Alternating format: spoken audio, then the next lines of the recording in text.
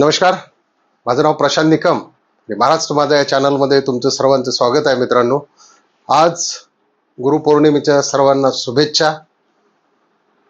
श्री स्वामी समर्थ. मित्रांनो, आपण नेहमीच नवनवीन विषय घेऊन येत असतो, त्याच्यामुळे जर चॅनलला सबस्क्राईब केलं नसेल तर सबस्क्राईब करा, लाईक करायला विसरू नका आणि शेअरही करा, जेणेकरून चांगली माहिती आपले मित्र नातेवाईक यांच्यापर्यंत पोहोचते. थंबनेलवरून विषय तुमच्या लक्षात आलाच असेल की कॅन्सरपेक्षा डायबिटीस हा खूप धोकादायक आहे. बघा, कॅन्सरपेक्षा डायबिटीस हा खूप धोकादायक आहे. समजा एखाद्याला कॅन्सर झाला, जिभेचा कॅन्सर म्हणा, जर सुरुवात असेल तर त्या ठिकाणी थोडीशी जीभ कट करून त्याला मुळासहित काढला जाऊ शकतो, किंवा जर तो खाली मानेपर्यंत पोहोचला किंवा थोडासा खाली गेला तर रेडिएशनच्या माध्यमातून कॅन्सरला पूर्ण बरा करता येतो. म्हणजे कॅन्सर हा पूर्ण बरा होतो.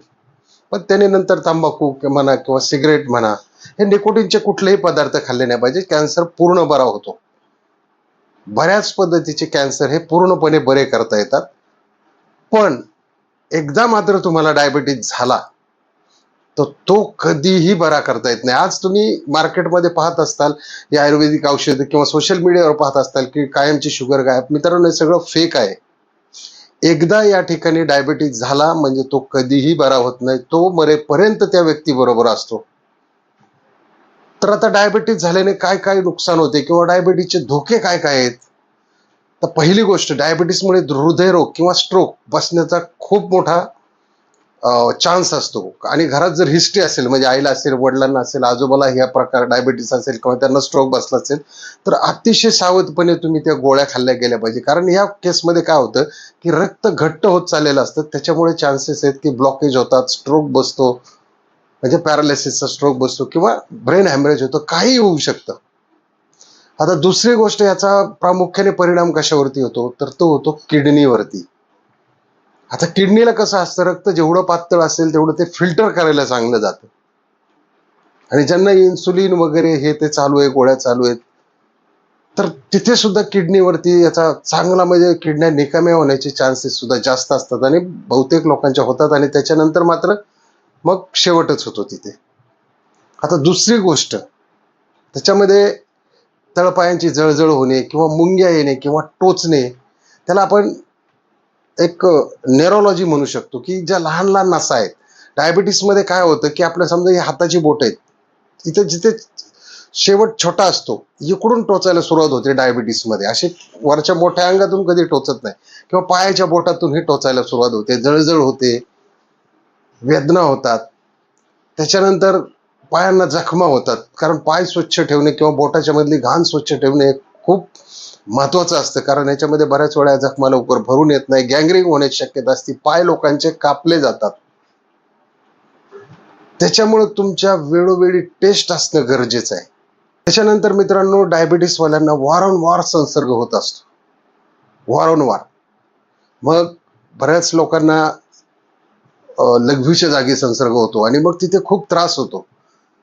म्हणजे खाज येणे, जखमा होणे. डायबिटीसचे लोक खूप इरिटेट होतात, म्हणजे स्त्रियांना असो पुरुषांना असो, यांना ह्या गोष्टी खूप इरिटेट करतात. कारण तिथे लघवी वाटे जी साखर जाते त्याच्यात एक संसर्गच झालेला असतो.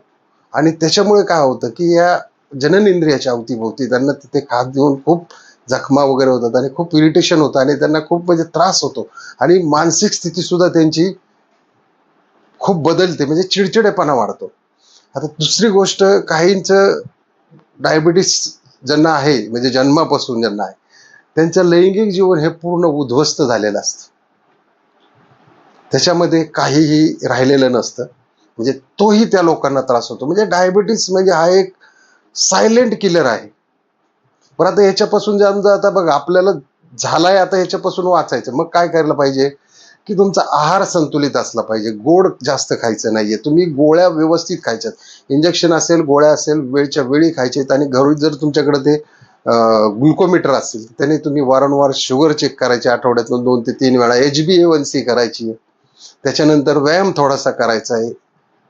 आणि आहार मात्र तुमचा सगळ्यात उत्तम असला पाहिजे. जे शुगरला चालत नाही, समजा बटाटे असेल, भात असेल, गोड असेल, मैद्याचे काही पदार्थ असेल, शक्यतो एखाद्या दिवशी खाल्ले तर चालतात. एखाद्या दिवशी तुम्ही पांढऱ्या साखरेचा चहा प्याला, गुळाचा चहा प्याला चालतो. परंतु तुम्ही जर, तुम्हाला माहिती आहे तुम्हाला डायबिटीस आहे, तरी सुद्धा तुम्ही त्याचं सेवन करत असाल तर त्याचा इफेक्ट खूप लवकर होतो शरीरावरती. बऱ्याच लोकांना 50-55 मध्येच दृष्टी जाण्याचा धोका निर्माण होतो.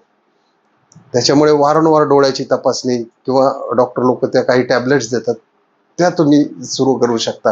अशा बऱ्याच गोष्टी आहेत त्याच्यामध्ये हे डायबिटीसचे धोके रोखण्याचा. म्हणून मी सांगत असतो की कॅन्सरपेक्षा सुद्धा डायबिटीस खूप धोकेदायक आहे. डायबिटीसने कधी केव्हा कुणाला कुठे चक्कर येईल सांगता येत नाही, कधी शुगर हाय होईल, कधी लो होईल सांगता येत नाही. हा दोन्ही आजार बॅलन्स आहे. म्हणजे याच्यात शुगर वाढते पण शुगर कमी पण होते. म्हणजे असं नाही की ती बॅलन्सच राहते. म्हणजे रिझर्व राहते. जसं शरीरामध्ये कोलेस्ट्रॉल असतं, ते कसं कोलेस्ट्रॉलच्या गोळ्या घेतल्यानंतर ते रिझर्व राहतं, म्हणजे त्या लेवलला येऊन थांबतं, त्याच्या खाली जात नाही. परंतु डायबिटीसमध्ये तो प्रकार नाही. तुम्हाला जर ओव्हरडोस झाला तर ते तुमची शुगर खाली येते, किंवा तुम्ही जर भरपूर काही गोड खाल्लं तर दुसऱ्या दिवशी शुगर तुमची डबल टिबलने वाढलेली असते. त्यावेळेस कसं असतं, त्यावेळेस चान्सेस असतात स्ट्रोक वगैरे बसण्याचे, किंवा त्यावेळी खूप माणसाला म्हणजे खूप चिडचिड होते. आणि दुसरी गोष्ट, त्याची स्मरणशक्ती पूर्ण संपलेली असते. बऱ्याच वेळा समोर त्या व्यक्तीला माणूस येतो, त्याचं नाव आठवत नाही, किंवा कोणाचे फोन नंबर आठवत नाही, किंवा काय त्याने काम केलेले तेही आठवत नाही, किंवा त्याला काय करायचं असतं. बऱ्याच वेळा तो दिवसभरामध्ये सुद्धा इतक्या वेळा विसरभोळेपणाचे त्याच्याबरोबर हा खेळ चालू असतो आणि माणूस पूर्ण परेशान होऊन जातो. आणि मग त्या परेशानीमध्ये आणखी शुगर वाढते. तर त्याच्यामुळे मित्रांनो, आज भारतामध्ये 70 ते 80% लोकांना शुगरचे प्रॉब्लेम आहेत. त्याच्यामुळे माझी एक विनंती आहे, जे कोणी आपले युट्यूबची फॅमिली हा माझा व्हिडिओ बघत असतील, आपल्या सोप्या भाषेत मी समजवण्याचं काम केलेलं आहे, की आपले कोणी मित्र नातेवाईक असतील तर त्यांना कृपा करून शेअर करा. शेअर करायला कुठलेही पैसे नाही लागत नाही. आणि तुम्ही लाईक केल्यामुळं हा व्हिडिओ आणखी जास्तीत जास्त लोकांपर्यंत पोहोचण्यासाठी प्रयत्न होतो. म्हणून या व्हिडिओला लाईक करा आणि शेअर करा. आणि चॅनलला जर सबस्क्राईब केलं नसेल तर सबस्क्राईब करा आणि चॅनलला सपोर्ट करा. जय हिंद, जय महाराष्ट्र.